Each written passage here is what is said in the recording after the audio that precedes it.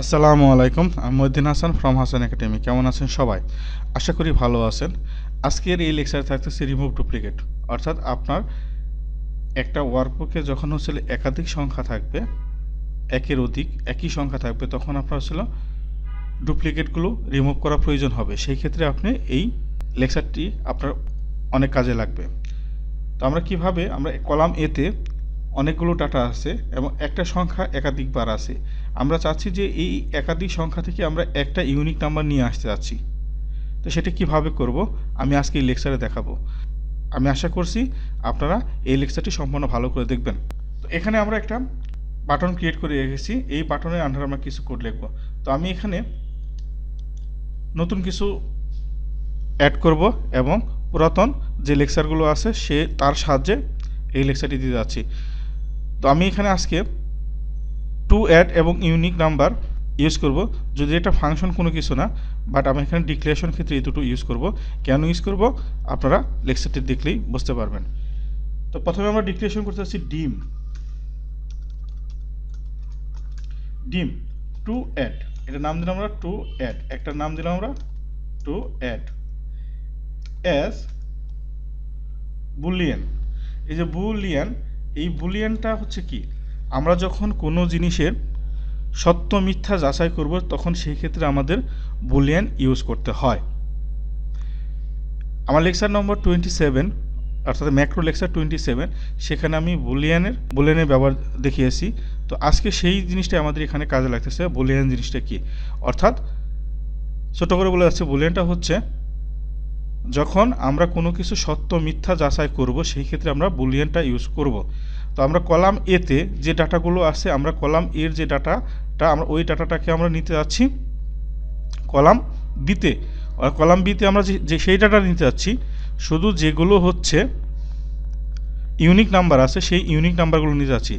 এক যদি দুবার থাকে সেই একবারই নেবে, দুই যদি দুবার থাকে সে দুই একবারই নেবে, তিন যদি একাধিক থাকে তাহলে তিন সে একবারই নেবে।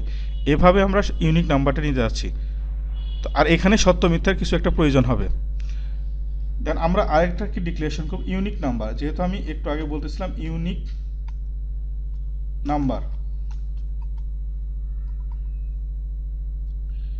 Numbers as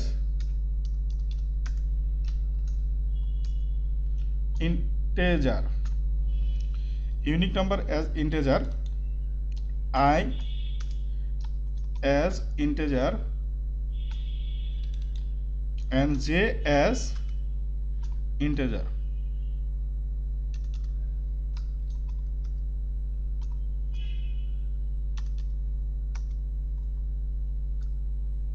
j as integer। তাহলে আমাদের ডিক্লারেশনটা হয়ে গেল। আমরা টু অ্যাডকে অ্যাজ এ বুলিয়ান করলাম কারণ সত্য মিথ্যা যাচাই করব। তারপর একটা নাম দিলাম ইউনিক নাম্বার অ্যাজ ইন্টেজার দিলাম এবং I as integer, J as integer. আমরা শেষ রো 1 কলাম 2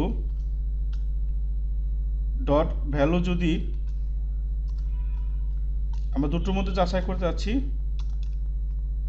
কার মধ্যে, একটা হচ্ছে কলাম এ এবং কলাম বির মধ্যে, তাহলে রো 1 কলাম 1 ডট ভ্যালু আমরা এই দুটো ভ্যালুর মধ্যে আমরা যাচাই বাছাই করব, তাই তো। এখন আমরা কি করতে যাচ্ছি, ইউনিক নাম্বার আমরা সবসময় এক নিব, ইউনিক নাম্বার আমরা একটা নেব, একের অধিক নিতে যাব না। সেই জন্য আমরা ইউনিক নাম্বারকে কি করব,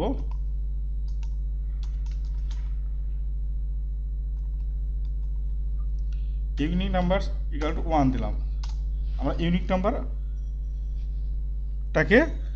একটা নেব এবং টু অ্যাড আমরা সবসময় সত্যটা নেব।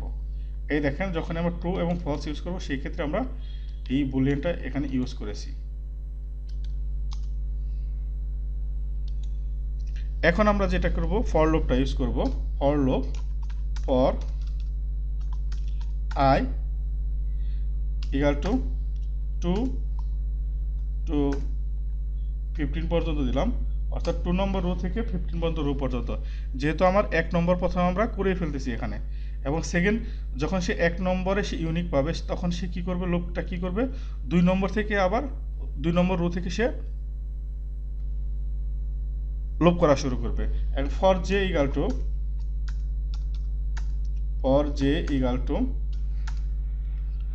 1 to 1 থেকে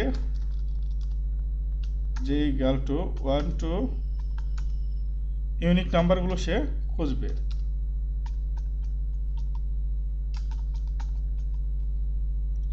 ইউনিক নাম্বারস। দেন এখন আমরা if statement use, if sales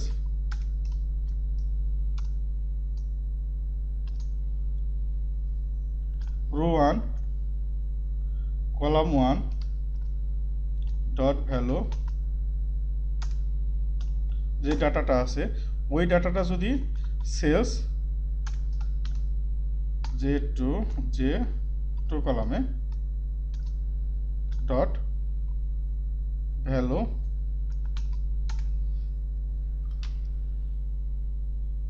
দেন, অর্থাৎ এখানে সেলস জে টুতে যে ভ্যালুটা একবার চলে যাবে, জে টুতে যে অর্থাৎ যে রো 1 কলাম 2তে যে ভ্যালুটা একবার চলে গেছে সেই ভ্যালুটা যদি সে 1-এ পায়, অর্থাৎ এই যে 1 টু ইউনিক নাম্বার যদি আবার সে পায় তাহলে সে অ্যাড করবে না। কি করবে না? তখন সে অ্যাড করবে না, কারণ একবার যদি একটা ইউনিক নাম্বার কলাম বিতে চলে গেছে, যেমন 1 একবার চলে গেছে, সেই 1 যদি মাঝখানে সে আরেকবার পায় সেটা সে আনবে না। সেক্ষেত্রে সে কী করবে? ওটাকে টু অ্যাড না করে সেটাকে ফলস করবে, টু অ্যাড ফলস, আর তখন সে ফলস করবে, তখন সে সেটাকে নেবে না। তাহলে আমাদের ছোট্ট একটা ফাংশন হয়ে গেল।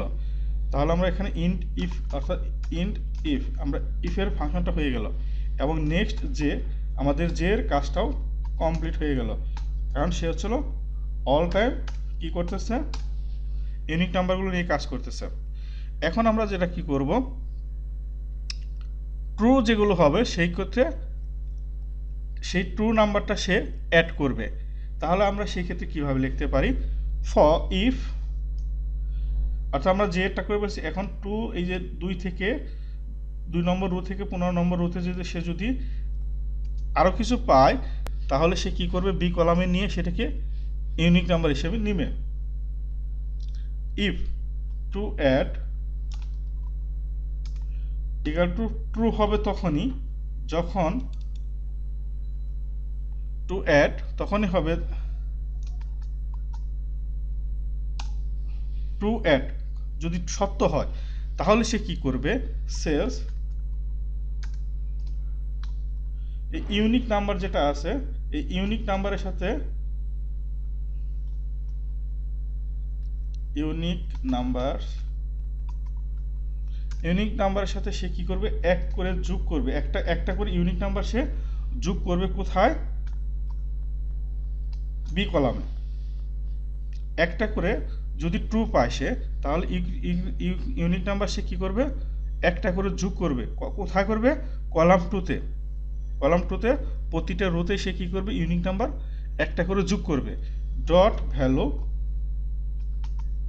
Equal to sales,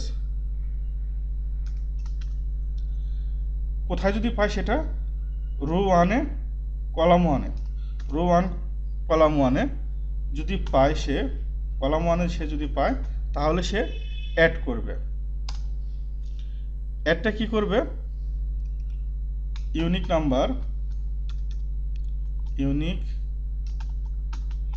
numbers equal to একটা করে যোগ করবে। ইউনিক নাম্বার কি করবে? ইউনিক নাম্বার একটা করে যোগ করবে।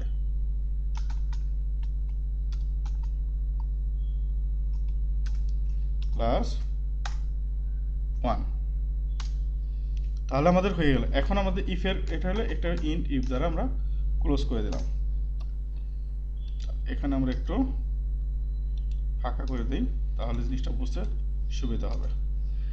এখন আমাদের ক্লোজ কিন্তু আমরা ফর এটাকে করি না এখনো ক্লোজ। তাহলে আমাদের নেক্সট আই, তাহলে নেক্সট আইটাও হয়ে গেল নাকি? তার আগে কি করতে হবে? এই নেক্সট আই লেখার আগে আমরা যেটা কি করব? টু এই সব কিছুই হবে, ইনডিফো করলো, তখন সে ফাইনালি সে আইটাকে সে কী করবে, অ্যাড করবে টু অ্যাড ইকাল টু যদি ট্রু হয়। আশা করি বুঝতে পারছেন লেকচারটা। যদি না বুঝে থাকেন একটু বারবার দেখেন, যে জিনিসটা এখানে করা হয়ে গেছে। তো আমরা এইভাবে কি করতে পারি, একটা ডুপ্লিকেট ভ্যালুকে আমরা সহজেই রিমুভ করতে পারি। এখন যদি আমরা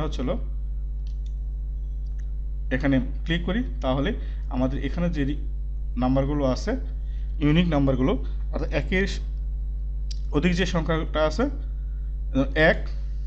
এক আছে দুবার, দুই আছে দুবার, বা যদি আরও বেশি থাকে তাহলে সে শুধু একটা নাম্বারই নেবে। আমরা ক্লিক করব, বি কলামে ডাটাগুলো চলে আসবে। আমাদের এখানে কি হচ্ছে, নাম্বারস। ওকে, রান যদি দেই, হয়ে গেছে, ডান। আমরা যদি ওখান থেকে চলে আসছে 1 2 3 6, দেখেন 1 2 3 আসছে, তারপর 6 6। এখানে কিন্তু শর্টিং হবে না, আবার বলে দিই শর্টিং হবে না, কারণ এখানে হচ্ছে যে ইউনিক প্রথমে এই যে সিরিয়ালি যেটা আছে 1 ছিল আগে, তারপর 2 পেয়েছে, 3 পেয়েছে, তারপর কি পাচ্ছে সে 3 পরে 3 তো হয়ে গেল, 6 পাচ্ছে, তারপর সে পাচ্ছে 7, তারপর 7 তো হয়ে গেল, 3 হয়ে গেছে, 2 হয়ে গেছে, তারপর সে 5 পাচ্ছে, তারপর 8 পাচ্ছে।